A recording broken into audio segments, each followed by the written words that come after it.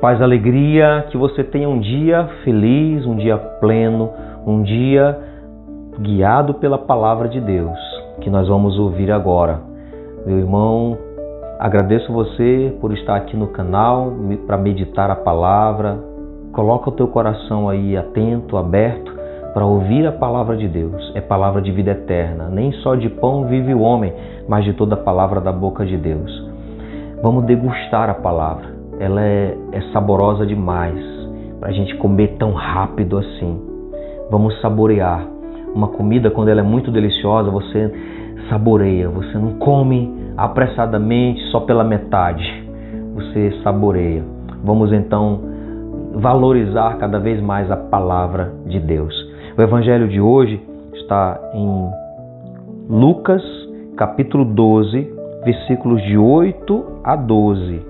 Diz assim, Eu vos digo, todo aquele que se declarar por mim diante dos homens, o Filho do Homem também se declarará por ele diante dos anjos de Deus.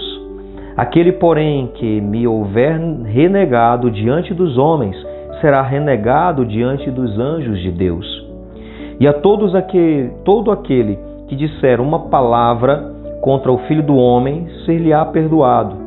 Mas ao que houver blasfemado contra o Espírito Santo, não lhe será perdoado. Quando vos conduzirem às sinagogas, perante os magistrados e perante as autoridades, não vos preocupeis como ou com o que vos defender, nem com o que dizer, pois o Espírito Santo vos ensinará naquele momento o que deveis dizer. Palavra da salvação, glória a vós, Senhor. Meus irmãos, os cristãos, lá nos primeiros séculos da igreja, do cristianismo, eles viveram um tempo de muita perseguição. E muitos poderiam fraquejar e renegar Jesus, abandonar Jesus. E Jesus ele faz esse apelo para os seus discípulos, para os seus seguidores: permaneçam firmes, deem testemunho, porque eu darei testemunho de vocês também. E Jesus deu testemunho, Jesus ele deu a vida, ele foi até o fim por nós, pela nossa salvação. Então nós não podemos arregar, nós não podemos negá-lo. Nós precisamos também permanecer e testemunhar. Temos que ter coragem. O Senhor quer nos encorajar nesse evangelho. Ele quer dizer que nós não podemos ter vergonha dele, porque ele não teve vergonha de ir até o fim naquela cruz. Ele suportou todos os maus tratos, zombarias, ele suportou, ele foi. Como nós dizemos, né? Deu a cara a tapa e enfrentou. Nós precisamos dar testemunho de Cristo. Não tenha vergonha. Quantas pessoas têm vergonha de falar de Deus, têm vergonha de testemunhar Cristo? Quantos e quantos ainda têm essa vergonha? Não tenha vergonha de anunciar esse Jesus. Não tenha vergonha de testemunhá-lo. E aí Jesus coloca aqui também nesse evangelho que todo aquele que disser uma palavra contra ele, contra o Filho do Homem, ser-lhe-á perdoado, mas o que houver blasfemado contra o Espírito não lhe será perdoado. Aqui precisamos fazer uma interpretação aqui. Ainda estava muito difícil de acolher a pessoa de Jesus. Estava difícil ainda. Os ensinamentos, né? Até hoje também é um mistério. A gente ainda está diante de um mistério. Nós podemos ter dificuldade de acolher a pessoa de Jesus porque nós não conseguimos nem ver Jesus assim, né? De maneira concreta. Temos de maneira abstrata, mas não de maneira concreta, como talvez os discípulos, né? Mas muitos desses seguidores que vieram depois, eles não tiveram aquele contato com Jesus. Então, até dá para entender. Jesus diz, é como se ele estivesse dizendo, dá até para entender que podem até renegar, ou podem até blasfemar, pecar contra o Filho do Homem, dizer alguma palavra contra o Filho do Homem, porque vocês ainda não conseguem entender. Mas não pode blasfemar contra o Espírito Santo. Ou seja, algumas pessoas, elas viam a transformação, as curas acontecendo, os milagres na vida das pessoas acontecendo e se fechavam mesmo assim.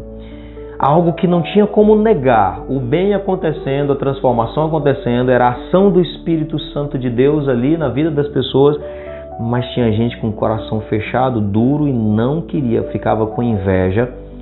Isso pode acontecer também, isso é blasfêmia contra o Espírito.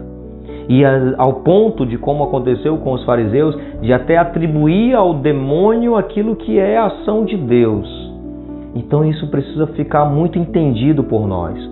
Blasfêmia contra o Espírito Santo também, na prática, é como se eu dissesse assim, que tal pessoa não tem jeito, não tem como mudar. Ou para mim mesmo, eu não tenho jeito. Não, essa situação não tem mais jeito. Ah, fulano de tal não tem jeito. Tem gente que diz só a morte. Não tem jeito. Não podemos afirmar isso.